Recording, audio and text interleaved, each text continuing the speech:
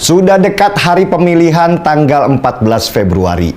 Semakin kesini kesibukan dari para politisi, baik itu untuk pilpres ataupun pemilihan anggota legislatif, makin kerasa.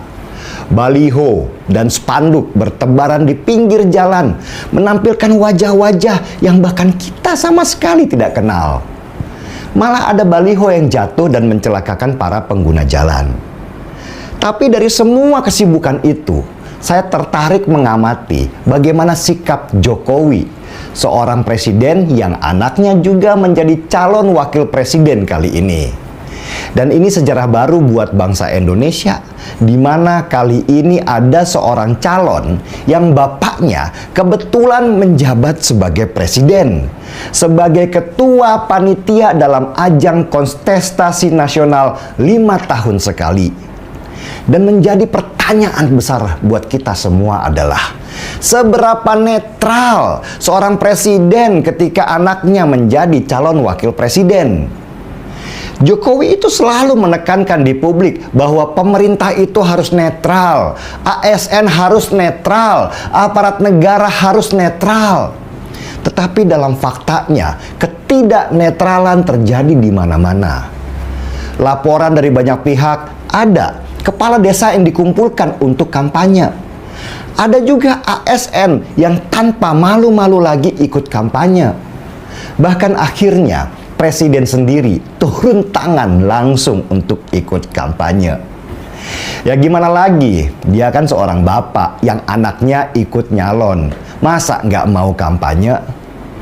Itulah kenapa nepotisme dalam penyelenggaraan pemerintahan itu berbahaya sekali, karena sulit bisa netral ketika ada kepentingan keluarga, saudara, juga kerabat dekat istana. Tapi yang lebih menarik buat saya adalah, untuk apa presiden turun langsung kampanye? Bukankah pasangan calon 02 yang didukung oleh presiden itu pede bahwa pemilu kali ini satu putaran dan dimenangkan oleh mereka? Kalau sudah yakin menang, kenapa mesti gelisah? Dari informasi yang saya dapat, ternyata kenyataannya nggak begitu. Propaganda satu putaran yang digaungkan oleh tim suksesnya Prabowo Gibran itu tidak akan jadi kenyataan. Bahkan suara mereka sejak debat itu turun drastis. Swing voters yang sempat tinggi sekarang sudah mulai memilih dan tidak ke mereka karena performa negatif Prabowo dan Gibran waktu debat. Karena itulah survei-survei bayaran yang nggak jelas terus dikeluarkan untuk membentuk opini kemenangan. Jokowi juga turun tangan dengan terjun langsung bagi-bagi bansos sekaligus mempromosikan bahwa dirinya adalah bapaknya Gibran, calon dengan nomor 02. Jokowi pasti memegang data real di lapangan bahwa suara Prabowo Gibran nggak mungkin bisa menang satu putaran, bahkan cenderung turun drastis. Dan suara Ganjar Pranowo naik karena mendapat limpahan dari para swing voters yang dulu pendukung Jokowi dan tidak mau ke Anies. Karena itu gampang melihat siapa yang Jokowi takuti di dalam pilpres kali ini. Petunjuknya gampang, siapa yang Jokowi buntuti terus selama ini. Ya pasti Ganjar. Untuk hadapi Ganjar inilah Jokowi terpaksa berhari-hari pindah dan harus ngantor di Jawa Tengah. Padahal tugasnya sebagai presiden mengharuskan dia ada di banyak tempat di Indonesia, bukan hanya di Jawa Tengah. Saya melihat Jokowi itu mulai panik dan mendapatkan informasi dia juga sudah marah-marah di istana karena semua yang diinginkan tidak sesuai harapan. Bahkan para pengusaha besar yang diharapkan untuk mendukungnya itu mulai melawan. Seperti yang kita lihat ketika Boy Thohir, kakaknya Erick Thohir, bilang bahwa Jarum, Sampurna, Adaro mendukung Prabowo Gibran, seketika itu juga perusahaan-perusahaan besar itu bereaksi negatif. Jarum menolak klaim Boy Thohir, saham Sampurna dan Adaro anjlok. Itu bukti perlawanan terhadap Jokowi sudah dimulai.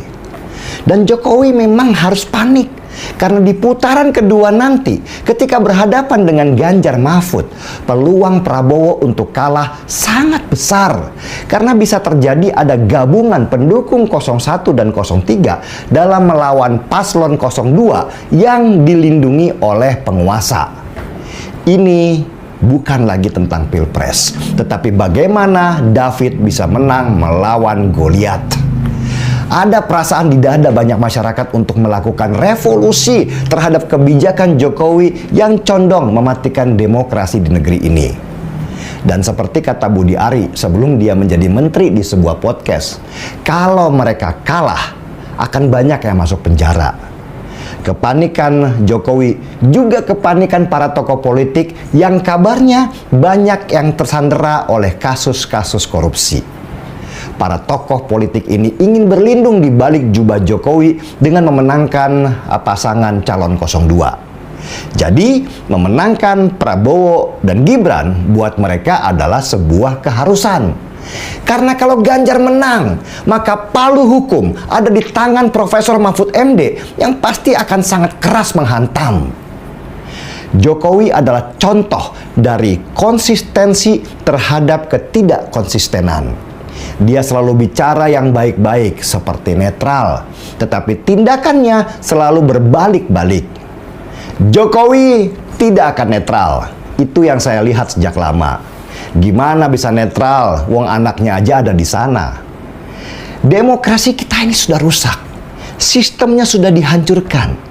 Yang perlu kita lakukan sekarang adalah perlawanan untuk memenangkan pasangan calon yang akan memperbaiki sistem ini kembali ke rel yang benar.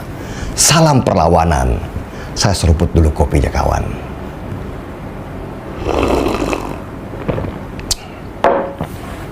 Gaspol.